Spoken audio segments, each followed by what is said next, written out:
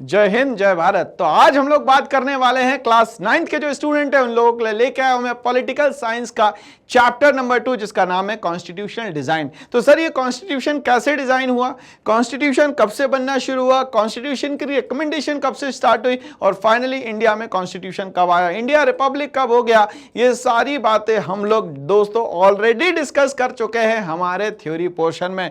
But मैंने ये कहा कि बस थ्योरी पढ़ने से काम नहीं चलेगा दोस्तों, क्योंकि हमारा टारगेट बड़ा है, अचीव बड़ा करना है कुछ, तो एक्स्ट्रा मेहनत करनी पड़ेगी। तो हर एक टाइप का क्वेश्चन जो है वो हमारी नजरों के सामने से जाना चाहिए। इसके लिए मैं लेके आया हूं एनसीईआरटी के सॉल्यूशन जो कि सीबीएसई एग्जामिनेशन के बेस पिलर्स पे काम करता है। सीबीएसई के जो भी एग्जाम होंगे उसमें हमेशा यहां से क्वेश्चन पूछा जाएगा और एक क्वेश्चन का परसेंटेज जो है वो लगभग 10 क्वेश्चनों के बराबर होता है। इसीलिए एनसीईआरटी का हर एक क्वेश्चन जो है वो बहुत मायने रखता है, बहुत इंपॉर्टेंट होता है दोस्तों।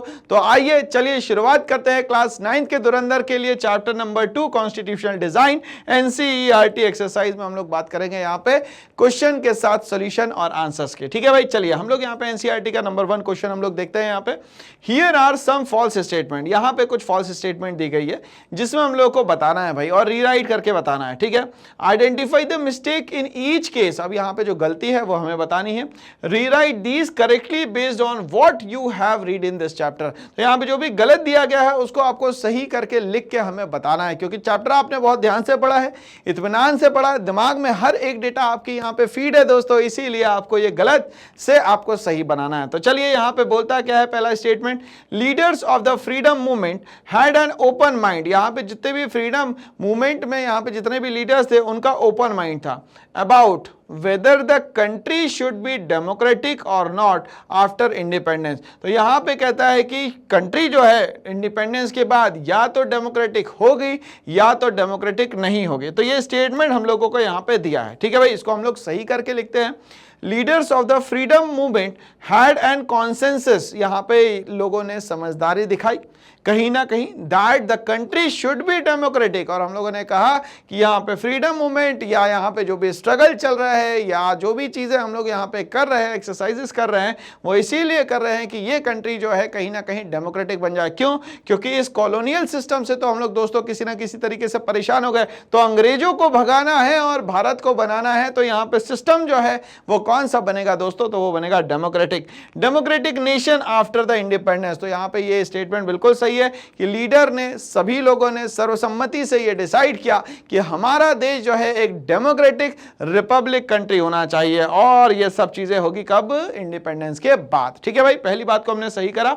Members of the constituent assembly, देखो members of the constituent assembly ये पहली बार बात हुई थी 1934 में। ठीक है, held the same views on all provisions of the constitution, यहाँ पे जितने भी प्रोविजंस थे पूरे कॉन्स्टिट्यूशन के, सबके लिए यहाँ पे एक जैसा सोचा जाता था। ये बात सही है या ये बात गलत है, ये हम लोगों को बताना है।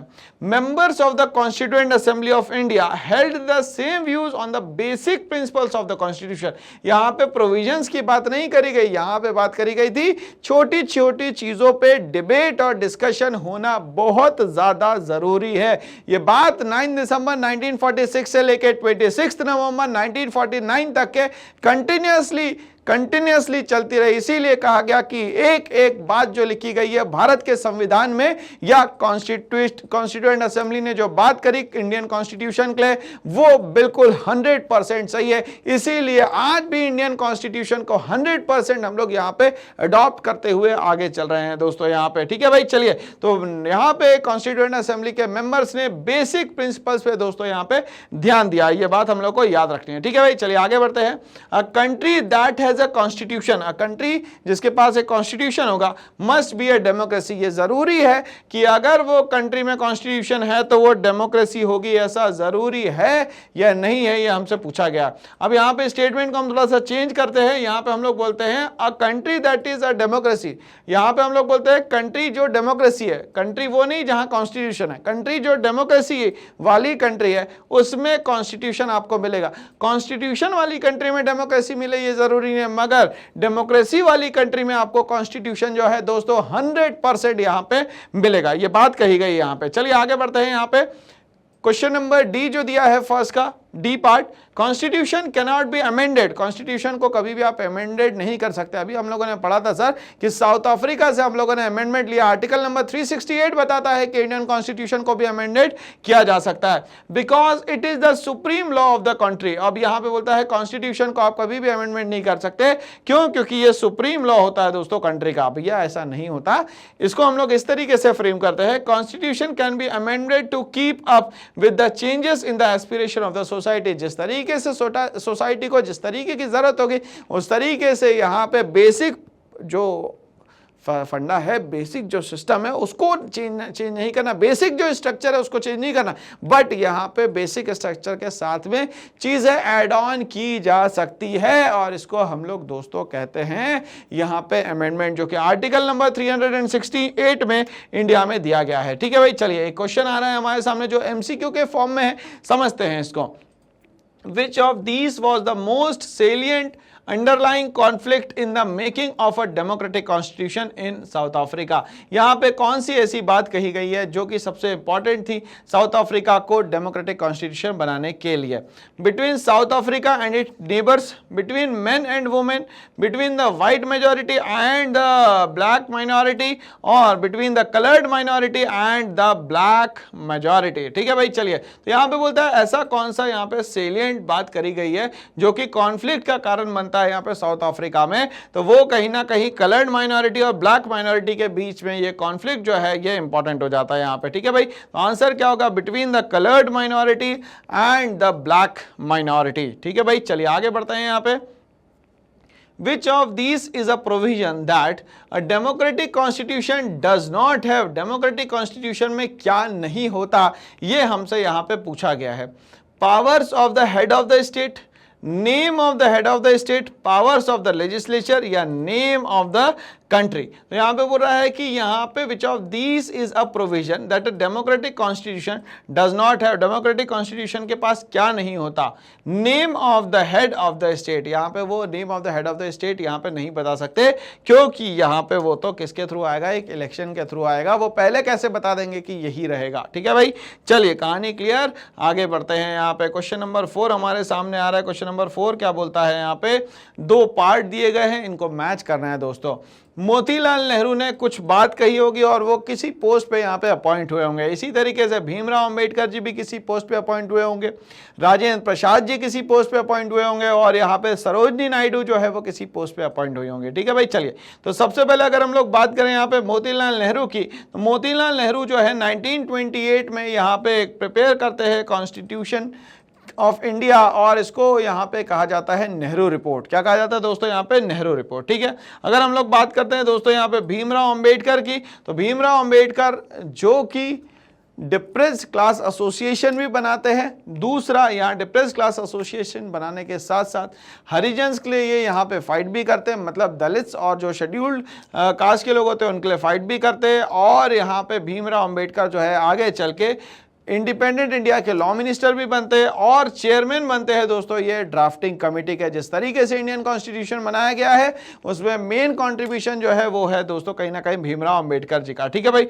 चलिए अगर हम लोग डॉक्टर राजेंद्र प्रसाद की बात करें तो राजेंद्र प्रसाद जो है या तो वो होंगे यहाँ पे president of the constituent assembly या member of the constituent assembly. ठीक है, तो हमने याद रखना है कि सच्चिदानंद सिन्हा को 9 दिसंबर 1946 को यहाँ पे बनाया गया प्रेसिडेंट, और उसके बाद 11 दिसंबर 1946 को बनाया गया डॉक्टर राजेंद्र प्रसाद को president of the constituent assembly.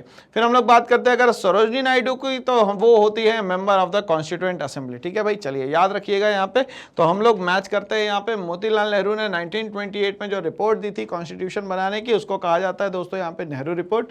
BR Ambedkar थे chairman of the drafting committee, Rajendra Prasad जो थे प्रेसिडेंट थे कॉन्स्टिट्यूएंट असेंबली के, सरोजनी नायडू जो है मेंबर थी यहाँ पे कॉन्स्टिट्यूएंट असेंबली के। इस तरीके से ये क्वेश्चन का आंसर जो है हमें समझ में आ गया सर। हम लोग आगे बढ़ेंगे, क्वेश्चन नंबर 5 पे आते हैं। बोलता है read again the extract from Nehru speech tryst with destiny and answer the following. अब यहाँ देखते हैं हमारे देश का क्या होता है। ये कहा जवाहरलाल नेहरू ने। तो ठीक है भाई, why did Nehru use the expression not wholly और in full measure in the first sentence. ठीक है, तो यहाँ पे नेहरू जी ने यहाँ पे नॉट होली और फुल मेजर यहाँ पे क्यों इस्तेमाल किया गया है? Nehru used the expression not wholly और in full measure because according to him the task of building a nation is a gargantuan task which cannot be fulfilled in one lifetime। तो यहाँ पे ये जो टास्क है ये बहुत इंपॉर्टेंट है और बहुत डिफिकल्ट है, एक बार में ये टास्क पूरी तरीके से कंप्लीट हो जाएगा ये पॉसिबल नहीं है। इसीलिए नेहरू जी का ये फर्स्ट सेंटेंस में कहना नॉट होली और इन फुल मेजर ये इस्तेमाल किया गया। ठीक है भाई, चलिए यहाँ तक के क्लियर हो गया। नेक्स्ट हम लोग आते हैं इसी क्वेश्चन पे। What pledge did he want the makers of the Indian Constitution to take? कौन से तरीके का प्लेज जो है वो यहाँ पे इंडियन कॉन्स्टिट्यूशन के लोगों को लेना चाहिए था? The pledge that he wanted the makers of the Indian Constitution to take was to dedicate their lives to the service of India। यहाँ पे जो प्लेज दिया गया था कि पूरी तरीके से हमें सर्विसेज देना है किसको भैया? इंडिया को। The Indian people and the humanity at large, और यहाँ पे इंडियन पीपल और ह्यूमैनिटी की यहाँ पे बात की गई दोस्तों। चलिए आगे बढ़ते हैं इसी के साथ। The ambition of the greatest man of our generation had been to wipe every tears from every eye। ठीक है, तो कहीं ना कहीं एम्बिशन जो है ग्रेटेस्ट मैन का यहाँ पे हर किसी की आंखों से आंसू को यहाँ पे पोंछने की बात करी गई। Who was he referring to? किसकी बात हो रही है यहाँ पे? तो he was referring to Mahatma Gandhi ji, Mohandas Karamchand Gandhi ji के लिए ये स्टेटमेंट यूज किया गया था कि गांधी जी चाहते हैं कि किसी भी इंसान की आंखों में आंसू नहीं आए, और आए तो उसको हम पोंछने का यहाँ पे काम करेंगे। Here are some of the guiding values of the constitution। यहाँ पे कुछ गाइडिंग वैल्यूज दी गई है कॉन्स्टिट्यूशन की और उसके मीनिंग दिए गए, तो हमें इसको मैच करके बताना है। Rewrite them by matching them correctly, और हमें यहाँ पे मैच करके करेक्टली बताना है दोस्तों। ठीक है भाई, चलिए तो सबसे पहला यहाँ पे जो वर्ड आ रहा है उसको बोलते हैं हम लोग यहाँ पे सोवेरेन, और आपको पता है सोवेरेन का मतलब होता है कि अब यहाँ पे किसी भी तरीके से एक्सटर्नल कोई भी यहाँ पे डिसीजंस नहीं ले सकता हमारे कंट्री का, और इंटरनल एक्सटर्नल डिसीजन कंप्लीटली लेने का काम करेगा इंडिया। रिपब्लिक का मतलब होता है head of the state is always elected और नॉट हेरिडेटरी। फ्रेटर्निटी का मतलब होता है ब्रदरहुड, हम लोग रहेंगे यहाँ पे मिलजुल के, और सेक्युलर का मतलब होता है सारे ही रिलीजन को हम लोग दोस्तों यहाँ पे इक्वली ट्रीट करने वाले हैं यहाँ पे। ठीक है भाई, चलिए तो एक एक को हम लोग यहाँ पे समझने की कोशिश करेंगे दोस्तों। तो सबसे पहला सोवियन का मतलब क्या होना चाहिए? यहाँ पे किसी भी तरीके से बाहर का कोई भी पर्सन जो है यहाँ पे इंटरफियर नहीं कर सकता। ठीक है भाई, चलिए ये क्लियर हो गया हम लोगों को यहाँ पे। तो हम लोग बात करते हैं sovereign people have the supreme right to make decision. यहाँ पे जो उस कंट्री के लोग होंगे उनके पास पावर होगी और वही फाइनली किसी भी चीज पे डिसीजन लेने का काम करेंगे। रिपब्लिक की अगर हम लोग बात करते हैं तो हेड ऑफ द स्टेट जो है वो हमेशा एक इलेक्टेड पर्सन होगा। फ्रेटर्निटी की बात करते हैं तो मिलजुल के रहने की बात हुई, people should live like brothers and sisters, और यहाँ पे हम लोग मिलजुल के भाई बहनों की तरह रहने का काम करें। और सेक्युलर की बात अगर हम लोग यहाँ पे करते हैं, the government will not favour any religion. Secular का मतलब सारे जो धर्म हैं वो यहाँ पे इक्वली ट्रीट किए जाएंगे, इक्वली उनको यहाँ पे माना जाएगा। ठीक है भाई, चलिए आगे बढ़ते हैं क्वेश्चन नंबर 8 की तरफ। यहाँ कहता है here are different opinions about what made India a democracy. यहाँ पे अलग अलग ओपिनियंस है कि इंडिया को डेमोक्रेसी क्यों मानना है, डेमोक्रेटिक क्यों मानना है।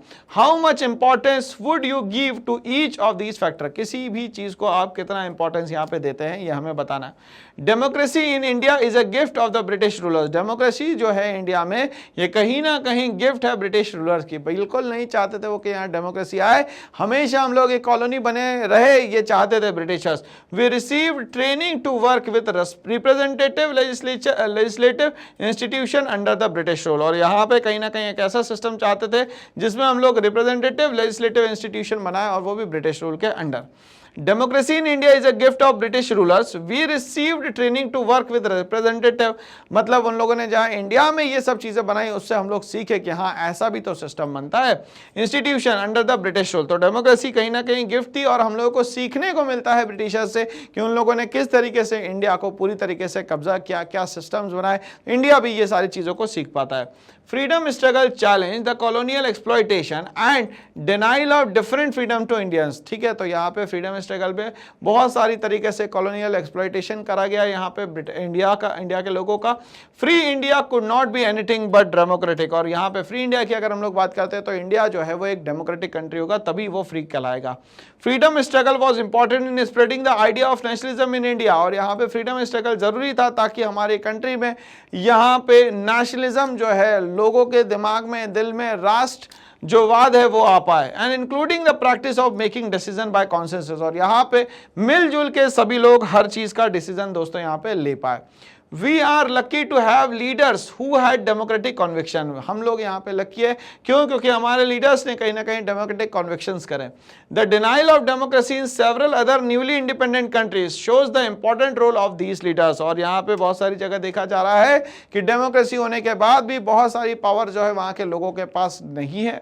ठीक है भाई, तो यहाँ पे इंडिया जो है काफी लकी माना जाएगा। The leader has the desire to give freedom to the people. Leaders का मेन काम यह है, क्योंकि वो इलेक्टेड फॉर्म में गया है और लोगों का रिप्रेजेंटेटिव है, तो सबसे पहला काम जो होना चाहिए दोस्तों वो होना चाहिए उसका फ्रीडम से related. India's freedom struggle is the only example of bloodless freedom struggle in the contemporary history. Bloodless यहाँ पे यूज किया गया है वर्ड, बिना खून के आजादी नहीं मिलेगी, इसीलिए 1942 में गांधी जी का नारा आ गया था डू और डाई। ठीक है भाई, चलिए, और सुभाष चंद्र बोस ने कहा करो या मरो, तो ये डायलॉग या स्लोगन इसीलिए आए क्योंकि लोगों को मोटिवेट करना था और यहाँ पे अपने देश को आजाद करवाना था। This could be possible because our nationalist leaders had the maturity to listen to others' view। इसीलिए ये सब कुछ पॉसिबल हो पाया क्योंकि हम लोग दूसरे की बात सुनने की ताकत रखते हैं, बट यहाँ पे डिसीजन जो है फाइनली हम ही लोग लेते हैं। तो इस तरीके से यहाँ पे क्वेश्चंस के आंसर होते हैं यहाँ पे complete. Read the following extract from the conduct book for married women published in 1912। God has made the female species delicate। यहाँ पे God ने जो फीमेल को बनाया गया वो काफ़ी डेलिकेट और फ्रेजाइल बनाया गया, बोथ फिजिकली एंड इमोशनली। वो फिजिकली भी बहुत फ्रेजाइल है और यहाँ पे इमोशनली भी बहुत फ्रेजाइल है। पिटिएबली इनकेपेबल ऑफ सेल्फ डिफेंस। कहीं ना कहीं देखा जाता तो आज ऐसा नहीं है, मगर एक समय पे ऐसा माना जाता था कि वो सेल्फ डिफेंस करने में भी थोड़ा सा केपेबल नहीं है। दे आर डेस्टिन्ड दस by God to remain in male protection of father, husband, son of all the lives। कहीं ना कहीं एंटायर लाइफ में कहीं ना कहीं वो किसी पे डिपेंडेंट हो जाती है, इधर इट इज फादर, इधर इट इज हस्बैंड और इधर इट इज यहाँ पे ब्रदर, तो किसी ना किसी पे फीमेल जो है डिपेंडेंट होती है। Women should therefore not despair but feel obliged that they can dedicate themselves to the service of the man. और कहीं ना कहीं ऐसा लगता है एक समय पे आके कि वुमेन जो है कहीं ना कहीं सर्विसेज देने के लिए है मेंस के, वो भले ही फादर को दे दे, वो हस्बैंड को दे दे सर्विसेज, या तो वो यहाँ पे सन को किसी भी तरीके से सर्विसेज दे दे। सर्विसेज कहने का मतलब यहाँ पे सेवा है, इसमें मतलब खाना बनाना भी हो सकता है और भी बहुत सारे हाउस होल्ड वर्क्स भी हो सकते हैं। Do you think the values expressed this para reflected the values underlying our constitution or does this go against the constitutional values? क्या ये जो बात कही गई है ये कॉन्स्टिट्यूशन के वैल्यूज के कहना चाहिए इसको सपोर्ट में बात करता है, मतलब कि यहाँ पे उसके फेवर में बात करता है, या तो ये यहाँ पे उसके अगेंस्ट पे बात करता है। तो चलिए हम लोग देखते हैं यहाँ पे the values express in this para is totally contradictory to the values underlying our constitution. Here women are treated as weak, but हमारे कॉन्स्टिट्यूशन तो कहता है कि सारे लोगों को क्या मानना है दोस्तों, यहाँ पे इक्वल मानना है, मतलब no discrimination on the basis of gender, caste, creed, religion, ये सब कहा गया। तो यहां वुमेन को क्या मान लिया गया, इंफीरियर मान लिया गया, और मेन को क्या मान लिया गया, एज अ हस्बैंड, फादर और ब्रदर, एज अ सुपीरियर। मगर यहां पे ऐसा नहीं होता, दोनों को ही क्या माना जाता है दोस्तों, हमेशा इक्वल माना जाता है। आगे बात करते हैं हम लोग, and womens both are equal treated. तो कॉन्स्टिट्यूशन ऑफ इंडिया क्या कहता है, womens and mens both are equal and they are treated equally. The governmental policies also favor women to bring them in the mainstream। और यहाँ पे government policy जो है वो मेन स्ट्रीम में जोड़ने का काम कर रही है आज भी वुमेन को, और वुमेन जो है आज मेंस के बराबर चले। No bird can fly with a single wing, ये बात कही थी विवेकानंद जी ने, कहा कि एक पंख से कोई चिड़िया नहीं उड़ सकती। इसीलिए सोसाइटी को चलाना है तो मेल और फीमेल दोनों को बराबरी से हिस्सेदारी देनी पड़ेगी। इस तरीके से इंडिया की पॉलिटिकल सिस्टम, इस तरीके से एडमिनिस्ट्रेटिव सिस्टम, इस तरीके से इंडिया का मैनेजमेंट और यहाँ इकोनॉमिकल सिस्टम सारा ही जो है वो यहाँ पे पैरेलल चल पाएगा। चलिए आगे बढ़ते हैं, इसी के साथ क्वेश्चन नंबर 10 पे आते हैं। Read the following statement statement about a constitution, यहाँ पे कॉन्स्टिट्यूशन की एक स्टेटमेंट को पढ़ना है। Give reason why each of this is true और नॉट ट्रू, ये बताना है कि ये सही है या नहीं है, हम लोगों को ये बताना है। The authority of the rules of constitution is the same as that of any other law, the authority है यहाँ पे कॉन्स्टिट्यूशन में रूल्स की, वो यहाँ पे सेम है that of any other law, बाकी अदर जो लॉ होते हैं, अदर जो लॉ होते हैं उनके बराबर है। ये बात बिल्कुल यहाँ पे दोस्तों गलत कही गई है, नॉट ट्रू है ये कहानी। क्यों? Constitution is the supreme law, यहाँ पे किसी भी तरीके से ये अंडर में काम नहीं करता, कॉन्स्टिट्यूशन सबसे सुप्रीम पे होगा। It describes how government elects and their powers, rights of citizens and their protection, यहाँ पे गवर्नमेंट कैसे चूज की जाएगी, वहां पे पावर्स का कैसे इस्तेमाल होगा, वहां पे सिटीजंस के राइट को किस तरीके से लोगों तक पहुंचाया जाएगा, और प्रोटेक्शन की यहाँ पे बात की जाती है। This is totally different than any other laws, और ये यहाँ पे अलग अलग कंट्रीज में अलग अलग सिस्टम में जो लॉ चलते हैं उससे बिल्कुल डिफर करता है दोस्तों हमारा इंडियन कॉन्स्टिट्यूशन। ठीक है भाई, चलिए आगे बढ़ते हैं इसी के साथ। Constitution lays down how different organs of the government will be form, constitution कहीं ना कहीं ये बताता है कि अलग अलग ऑर्गन्स ऑफ द गवर्नमेंट जो है यहाँ पे काम कर रहे हैं। ये बात बिल्कुल यहाँ पे सही है, क्योंकि अगर ऑर्गन्स ऑफ द गवर्नमेंट की अगर हम लोग बात करते हैं तो 3 ऑर्गन्स ऑफ द गवर्नमेंट है हमारे पास, लेजिस्लेचर, द एग्जीक्यूटिव और द जुडिशरी। लेजिस्लेचर रूल बनाने का काम करेगा, एग्जीक्यूटिव इंप्लीमेंट करने का काम करेगा, और यहाँ पे जो जुडिशरी है ये वॉचडॉग का काम करेगा, देखेगा कि ये दोनों जो है सही से काम कर रहे हैं कि नहीं कर रहे। इनके बीच में जो रिलेशन होगा दोस्तों वो हॉरिजॉन्टल रिलेशन होगा, मतलब legislature is equals to executive is equals to judiciary. ठीक है भाई, चलिए बात करते हैं हम लोग आगे। Constitution defines the role of legislature, constitution जो है बताता है कि लेजिस्लेचर को किस तरीके से काम करना चाहिए। The executive and judiciary and how they should be formed and by whom, कौन बनाएगा, कैसे काम करेंगे, ये सब जो है डिसाइडेड और कहां पे मेंशन किया गया है दोस्तों, तो वो करा गया है दोस्तों यहाँ पे इंडियन कॉन्स्टिट्यूशन में। ठीक है भाई, चलिए आगे बढ़ते हैं। राइट्स ऑफ सिटीजंस, यहाँ पे rights of citizen basic rights या फंडामेंटल राइट्स की बात हो रही है। And limits on the power of the government are laid down in the constitution, यहाँ पे गवर्नमेंट की क्या पावर है, ये सारी बातें जो है कहां दी गई है दोस्तों, तो कॉन्स्टिट्यूशन में दी गई है। बिल्कुल सही बात है, कॉन्स्टिट्यूशन सबसे सुप्रीम इसीलिए है क्योंकि सभी के लिए यहाँ पे इक्वली सब चीजें इंप्लीमेंट की गई है। Constitutional setup limits the power of government, constitutional setup करता है कहीं ना कहीं लिमिट्स किसके भाई, पावर ऑफ द गवर्नमेंट के, through different institution and also talks about the right of the citizen, और यहाँ पे उनके पावर को भी रोका जाता है, दूसरा यहाँ पे जो राइट्स ऑफ द सिटीजन है उनकी भी यहाँ पे बात की जाती है। ठीक है भाई, चलिए आगे बात करते हैं। Constitution is about institution, constitution जो है कहीं ना कहीं इंस्टीट्यूशंस की बात करता है, नॉट अबाउट वैल्यूज, और यहाँ पे ये वैल्यूज की कोई भी बात नहीं करता है, ऐसा बिल्कुल नहीं है। इंडियन कॉन्स्टिट्यूशन हर तरीके से हर वैल्यू की भी बात करता है, और यहाँ पे इंस्टीट्यूशन जो है कहीं ना कहीं वैल्यूज जो लोग नहीं कर रहे उनको यहाँ पे ट्रीट करने के लिए, उनको यहाँ पनिश करने के लिए बनाए गए हैं। नॉट ट्रू होगा ये statement. The Constitution contains all the values which our institution have to promote. Constitution यहाँ पे हर तरीके की values को यहाँ पे ऑप्ट करता है जो भी institution के लिए यहाँ पे जरूरी है। The preamble to the Constitution is a shining example. ये preamble जो है हमें बताता है Constitution के बारे में पूरी तरीके से, ये पूरा इंडेक्स है of this and states clearly that justice, liberty, equality. अब यहाँ पे justice की हम लोग बात करें यहाँ पे तो social हो सकता है, economical हो सकता है, political हो सकता है, liberty जो है वो thoughts, belief, worship पे हो सकती है, इक्वालिटी जो है वो स्टेटस की, अपॉर्चुनिटी की हो सकती है, फ्रेटर्निटी जो है डिग्निटी ऑफ इंडिविजुअल और कंट्री को यूनाइट करने की बात करता है, have to be promoted, secularism has to be followed. अब यहाँ पे कहा गया कि कंट्री में सेक्युलरिज्म रहेगा, मतलब सारे ही रिलीजन्स को जो है इक्वली ट्रीट किया जाएगा। कहने का मतलब यह है कि यहाँ पे किसी भी तरीके का कोई भी ऑफिशियल रिलीजन नहीं होगा इंडिया में। एंड सोशलिज्म एंड डेमोक्रेसी, यहाँ पे सोसाइटी के बारे में सोचा जाएगा और डेमोक्रेसी को यहाँ पे प्रमोट किया जाएगा। Should be the basis of government, ये सारी चीजें जो है गवर्नमेंट का बेस होगा। ठीक है भाई, चलिए यहां तक की कहानी क्लियर होती है। और एनसीईआरटी जो है हमारा बेस पिलर जो सीबीएसई एग्जामिनेशन का होता है, इसके सारे क्वेश्चंस के हम लोगों ने आंसर पढ़े, समझे और दिमाग में बिठा लिए, तो अब एग्जाम में क्वेश्चन आएगा तो हम लोग इसका आंसर बहुत ही शानदार तरीके से दे पाएंगे। इस साल टीम डेफिनेट सक्सेस पाठशाला लेके आइए कुछ salient features, online classes, live DPP, hand written notes और साथ ही साथ हम बात करेंगे स्टडी मटेरियल की। तो पढ़ेगा इंडिया तभी तो बढ़ेगा इंडिया। क्या करना है तो इस चैनल को बहुत तेजी से बढ़ाना है दोस्तों। इस चैनल को लाइक करना ना भूलें, शेयर बहुत तेजी से करें और सब्सक्राइब करना ना भूलें दोस्तों। Thanks for watching and all the best.